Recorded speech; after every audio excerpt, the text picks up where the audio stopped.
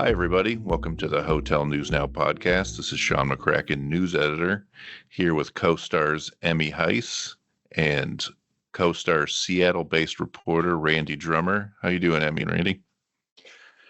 Doing great. Thanks for the invite, Sean. Appreciate it. Look forward to chatting about lodging conditions and other stuff that's going on downtown and across the region here. So. Everything's good here. Happy to be back chatting with you, Sean. I feel like I'm the one thing that isn't like the others here. So for this episode, maybe my name is Shawnee, and then we can all be AEs. But no, actually, don't do that. That's terrible. Anyway, Emmy, let's start with you because it was kind of your idea to chat about Seattle today. It's been a while since we did a deep dive into a hospitality market. So what's new and interesting in Seattle? So why I thought it'd be interesting to talk about Seattle is because for a while, it was one of those least recovered hotel markets after the pandemic. And I would put into that bucket San Francisco, San Jose, Portland just took longer to recover. And now Seattle hotel performance is booming on a 12-month average basis. ADR and RevPAR are at peak levels. By the end of the year, occupancy is expected to get above 70% again, and it's topping the charts in terms of growth, whereas the other markets that I mentioned are growing, but still struggling and not having the robust hotel improvement that Seattle's showing. So that's why I thought it is an intriguing market to look at. Why has it broken through with this growth, whereas some of the other markets haven't as much? Mm-hmm. And Randy, what are you seeing on the ground there? Well, Amazon, the city, particularly the downtown area, kind of lives and dies by the businesses, like most big cities. And Amazon pretty much shut down along with every other major company during the pandemic. A year ago in May, Amazon announced that it would require its employees to return to work 3 days a week. Well, recently they upped that to 5 days a week starting on January 1st. So that we've seen a gradual, according to stats from the Downtown Seattle Association, the business group downtown, there's been a gradual increase in foot traffic. We've had, some spending that paired with things like a significant boost in cruise ship travel, traffic, and tourism. And of course, there's a laundry list of iconic places in Seattle to visit, like Pike Place Market, the Lumen Field where the Seahawks play and the Mariners. Anyway, in short, the return of Amazon has generated an awful lot of ground activity. It's not anywhere near where it was before the pandemic, but it shows in the it contributes both to spending downtown, but also hotel stays. As more companies get back to work, more people will be attending business meetings, and that's only good for downtown Seattle, those types of visits. Now, Emmy, you've kind of seen that bear out in the data, correct? Yes, I have. Since this is a podcast and I can't show charts, I will be writing an article with a chart showing it, but let's just chat about it a little bit. So Seattle in general, and Randy kind of covered it, is a market that has leisure, group, and business transient demand. And like he said, the leisure segment was boosted by cruises. Also, I think sports tourism is a big thing in Seattle since it's like the main hub of the Northwest. So people travel and do overnight stays for it.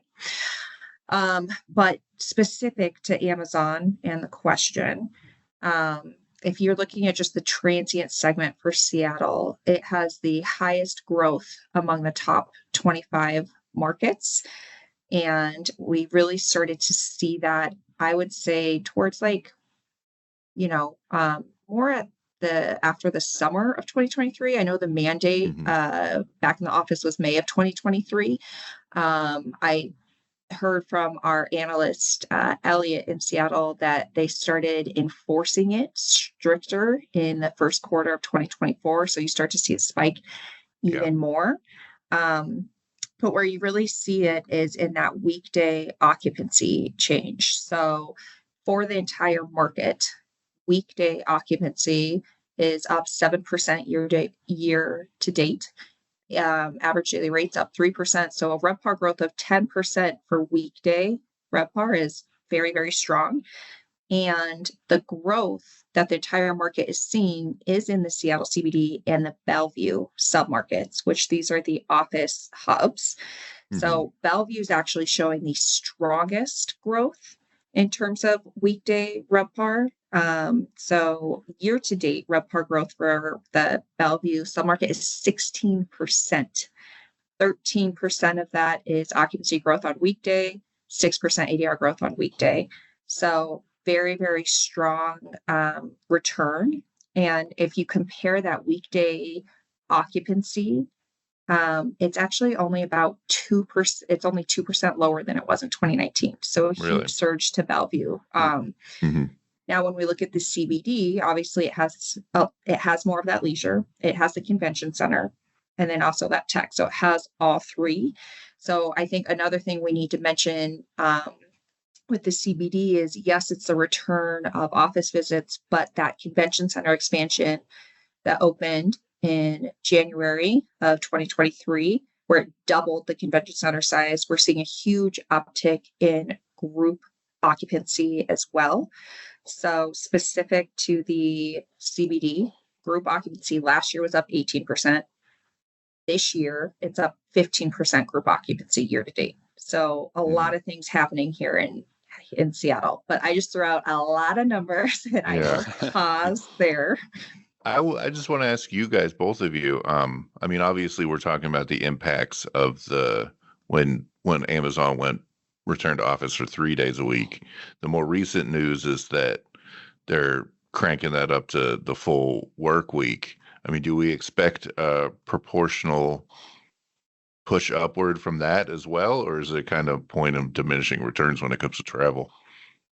Well, as Emmy mentioned, it's been a kind of a gradual rise, and they began enforcing the requirement, the mandate, the 3-day-a-week mandate, first quarter of this year. Other business, I mean, there's a tangible, as you walk out at lunch or go out for coffee, there's a tangible increase in activity downtown. Just, I mean, it's clear that both the government and the municipal government and the businesses are gradually returning more people to work. And if you walk anywhere around the sphere, which is the Amazon headquarters, Amazon employs 50,000 people in the CBD here. And one reason for Bellevue's expansion has been that they are now sending about 12,000 with an eventual 25,000 employees to Bellevue in 2 huge office buildings. But it's just been a very, very gradual increase.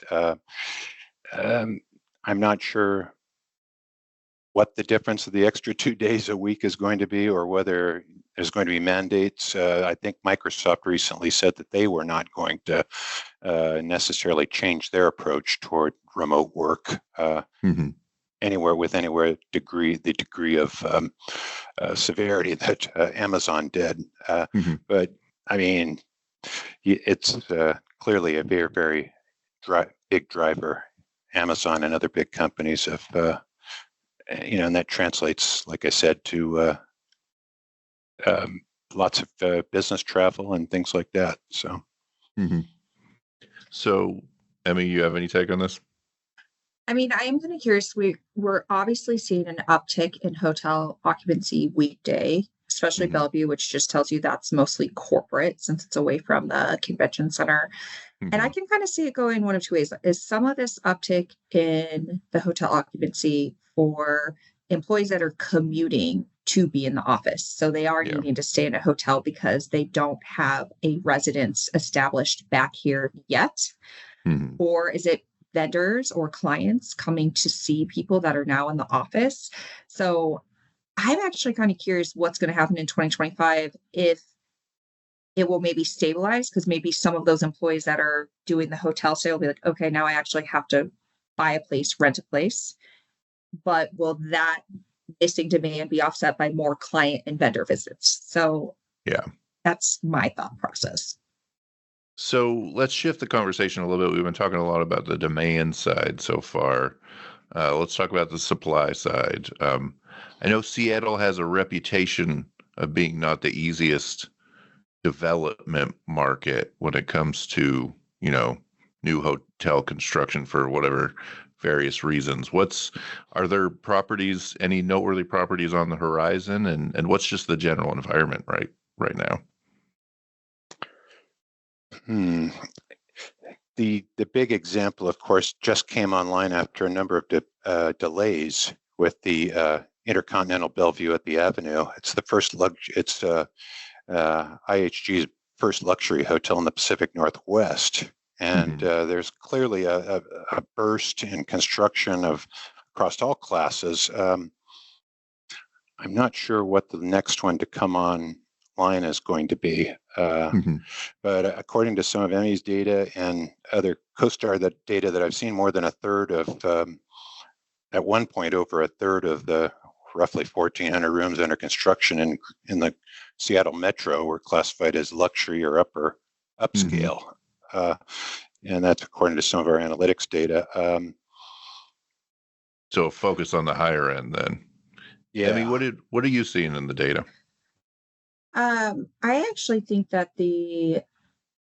what is under construction and the pipeline is pretty soft compared to what it has been. That Intercon that Randy mentioned is probably the most notable opening recently.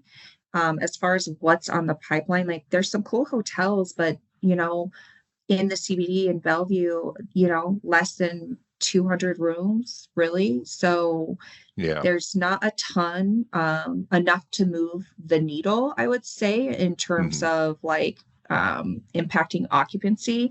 And I think a big part of that was, that Hyatt Regency opened right before the pandemic, huge room, and it opened before that convention expansion center was done. And so the market couldn't absorb that until the expansion was complete. And now they're in this phase of, great, we can start absorbing this added supply because the expansion center is complete. So I think that might be why there's a little bit of a slowdown on the development side, is because when that huge hotel opened, there was a decline in occupancy performance prior to the pandemic. It does beg the question too that, I mean, Emmy, you brought up at the beginning of this conversation that Seattle maybe unfairly gets lumped in with kind of other struggling West Coast markets like the San Francisco's and Portland's of the world. Maybe that perception's kind of a bit of an overhang when the kind of international investors look at Seattle, but maybe that's not a factor, but it would make sense. One thing you mentioned, Sean, about the operating environment and maybe the reputation of Seattle as kind of a difficult place to get a development started. That's well founded. As a result, there has been sort of a spillover demand that's created from Seattle and east of the city across Lake Washington in Bellevue, and that's why we've seen that pickup in Bellevue. There's some serious numbers driving some of that as well. Amazon is in the middle of a plan to transfer more than up to 25,000 workers to new offices, as I mentioned earlier, and it's just one of a long list of. Bellevue has cultivated a reputation as being a bit easier to deal with. Yeah. A little bit more of a business-friendly environment than Seattle has, and I think developers will often go to the path of least resistance when they for sure propose projects. What that reminds me of is for years when Catherine Luger, who is now, I believe, chief legal counsel for Hilton. I might be getting her title wrong, but for years she was the president and CEO of the American Hotel and Lodging Association. And part of that, you go around, you do the tour of the country, you talk about the big regulatory issues that the industry faces in markets that are maybe a little bit more difficult to operate in than others. And she loved to refer to Seattle as the People's Republic of Seattle.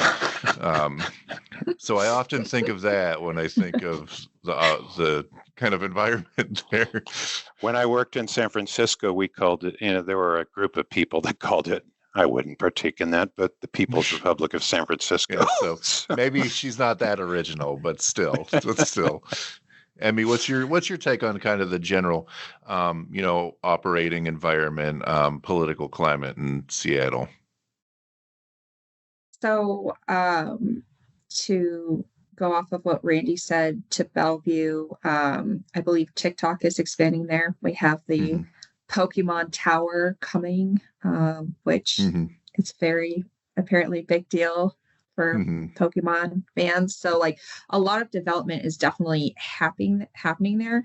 What I've heard, and actually, Randy, I'm hoping you can, shed more light on this, is you kind of said it with business friendly, but I heard something to do with like taxing higher income individuals from downtown Seattle compared to Bellevue as part of the shift, or different tax breaks. And that's part of the shift to Bellevue. Is that correct in saying? Right. Like, I feel like I've heard that. Bellevue has resisted imposing that kind of a payroll or millionaires tax that's often referred to out here. Bellevue has, with a couple of notable exceptions where council people slipped and made comments to the contrary, they've consistently maintained an attitude that they're not going to, the city is not going to impose these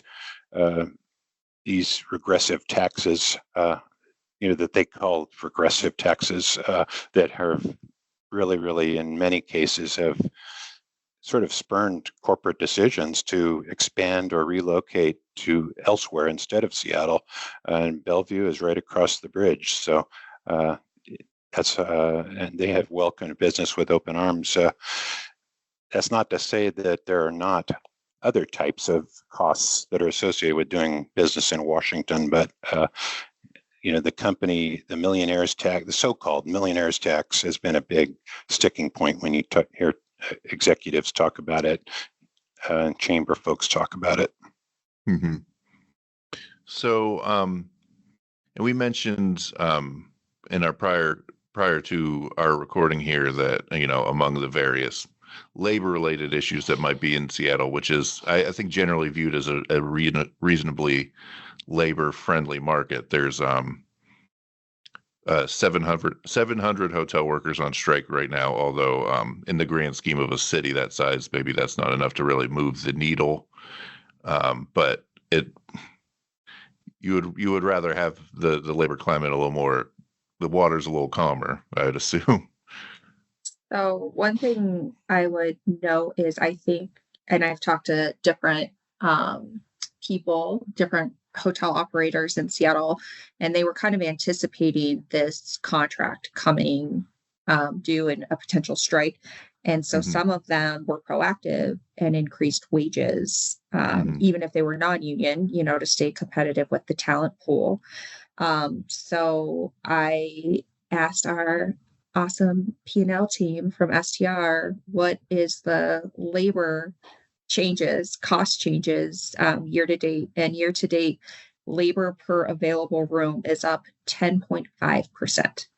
So wow. Even though it's not, so I think we already are starting to see the labor increases for those who are being proactive. And I think, again, like you said, it's a small number compared to some of the other markets, but still it can, when people hear of a strike, they might say, well, I don't want to, necessarily stay at that hotel, or maybe I'm not going to book a group because I don't know if the staffing is going to be there. I don't know what the environment's going to be. I don't have actual data to that, but it would be an interesting project to see the kind of long-term impact of strikes, of hotel strikes. So, changing subjects again here. Obviously, there's a lot going on in Seattle, and as Randy, you were mentioning, top of the here that there's any number of reasons people might travel to Seattle. Let's talk for a minute about kind of the stuff that might be newer. I know that there's some work being done on the waterfront. Obviously, the new-ish arena that's home to the Seattle Kraken. Climate Pledge Arena. Climate Pledge Arena. Yes. Which is such a fun name.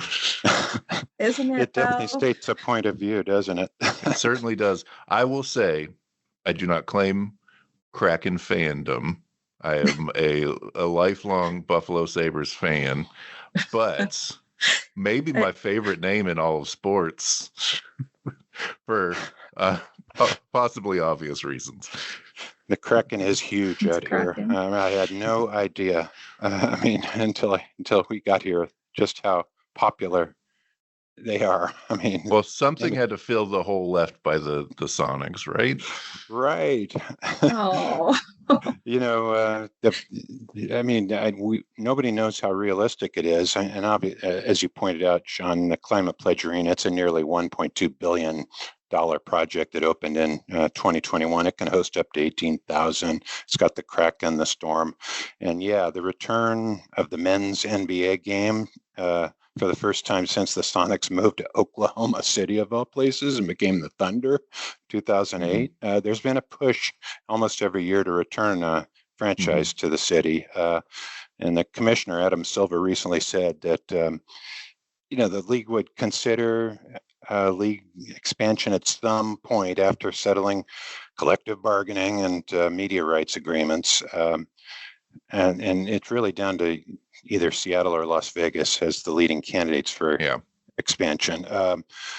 There's a lot of great things going on in the city, actually. In addition to the nearly $2 billion expansion of the convention center, which is the biggest in the state, it added about almost 600,000 square feet of event space and doubled the footprint to over a million square feet. Nearly 200,000 folks attended events there last year, the highest since the pandemic, and attendance plummeted 85% in the first year of the pandemic, like it did just about everywhere across the country.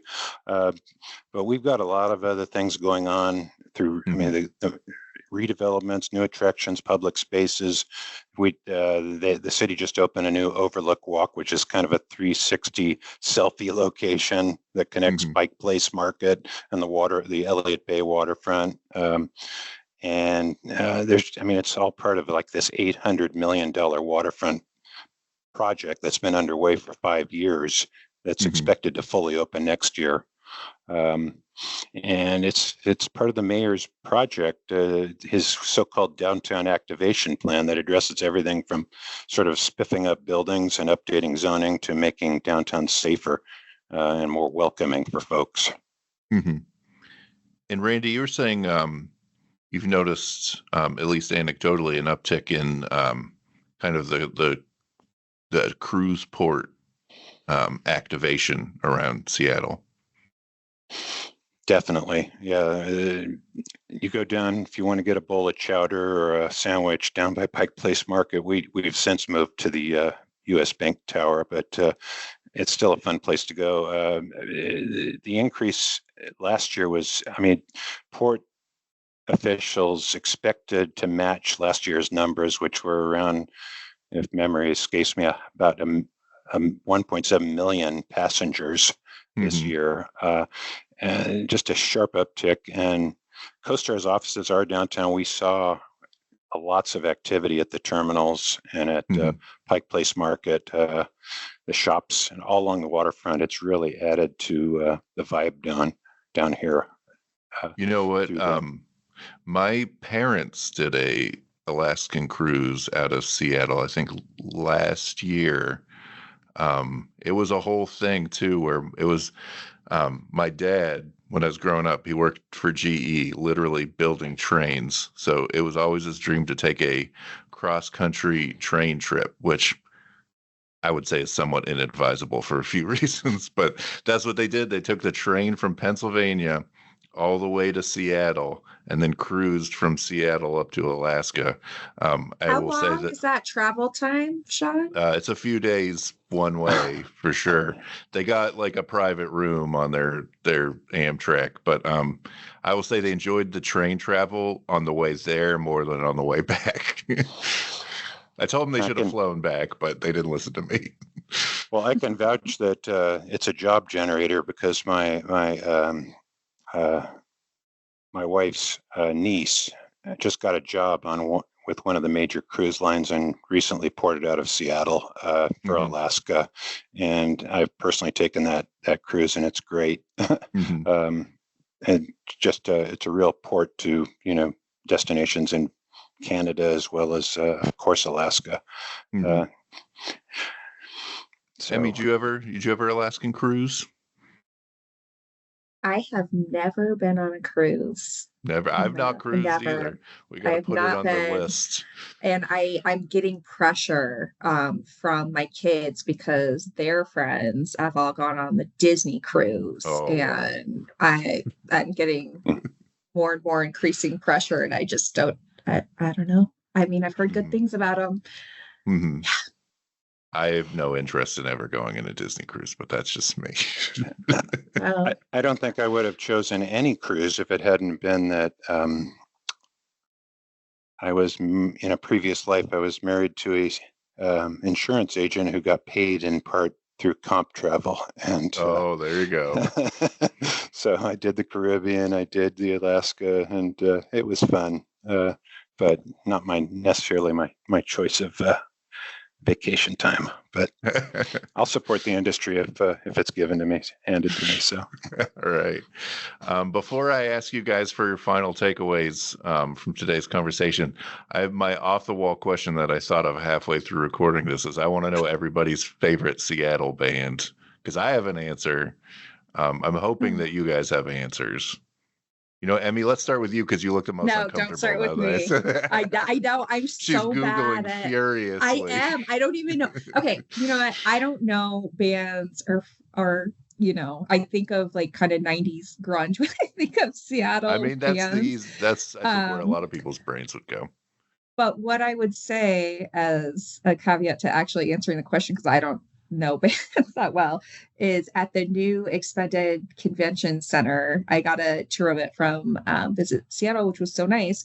On each of the levels, like it has the number of the level and each one's decorated, but level, I think 4 is all cassette tapes of Seattle bands. And I loved that local touch. I took a picture of it. It made me think of my yellow Walkman when I was a kid, just jamming out to my cassette tapes. But like it was Mariah Carey, guys. And so this is Mariah not Carey's a great not from Seattle. When Amy Grant. So this is why I'm terribly suited to answer this question. No, it's fine. You deftly avoided the question. Randy, I'm expecting a better answer from you.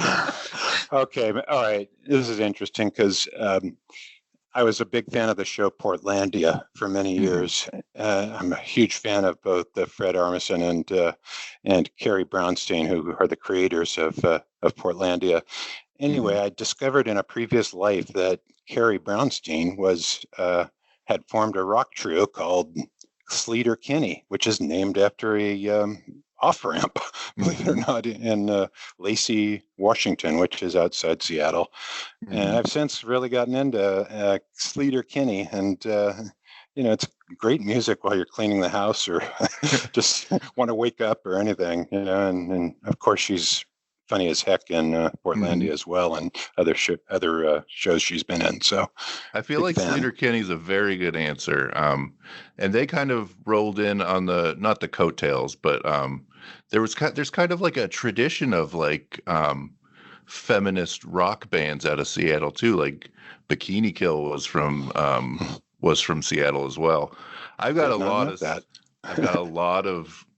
of bands that I love from Seattle. Like some of my favorite bands of all time are from Seattle. I love Mudhoney. I love the Melvins. I love all sorts of Seattle-based alternative rock. But I will say the first album that I ever bought with my own money, that I think it was probably either birthday money or Christmas money or something, that I went to the store and I spent my own dollars on, was Super Unknown by Soundgarden. So Soundgarden is officially my favorite Seattle Great band. stuff. Great All stuff. right. So what's the meaningful takeaways from this conversation, guys? Randy, let's start with you. Well, I mean, Seattle is on the upswing, Sean. There's a lot of capital projects that are coming online, redevelopment projects, business, activity is starting to edge up in downtown, because of the reasons we've talked about with cruise traffic, convention, group sales and things like that at hotels. It'll be interesting in the next year to see just how much activity the increased commitment to a 5-day-a-week work week by Amazon brings. It certainly made a difference downtown anecdotally, and it'll be interesting to see how some of the airport improvements. There's I think over 100 projects going on at Seattle-Tacoma International Airport, which is one of the West Coast's busiest air hubs. They just finished over $2 billion in projects and billions more in the next to get ready for the 2026 World Cup events at Lumen Field. So that Alaska Airlines is building a new terminal or helping build a terminal out there, and there's a lot of upside, and it'll be interesting to see if it all plays out. Mm-hmm. Emmy, you get the final word. What does everyone need to know about Seattle? I think that they're continuing to grow, and the fact that there's so much investment in things that boost the tourism infrastructure that Randy just mentioned is very positive for the market. And my recommendation to all listeners is look up Seattle bands before you join a Seattle podcast so you don't embarrass yourself. It's fine. Excellent. Everybody has different Excellent tastes. recommendation. All right. Well, thanks a lot, guys. I really appreciate you taking the time. Thanks, All Sean. right, John, thanks for having me on. Appreciate it.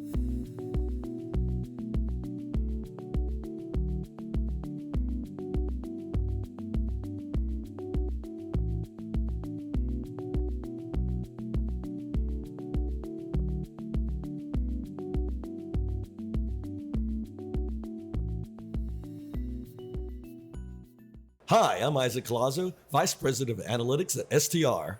Hi, and I'm Jan Freitag, National Director for Hospitality Analytics for the CoStar Group. Tune in to our new show, Tell Me More, a hospitality data podcast. It's a podcast on the global hotel industry, its current trends, what we're thinking about, and where the industry's going. And we like to have fun with the data too. Find us on hotelnewsnow.com or wherever you listen to podcasts. Subscribe today. This episode of the Hotel News Now podcast was recorded on October 10th, 2024, and edited by me, Sean McCracken. Come back to hotelnewsnow.com for the latest hotel industry news every day.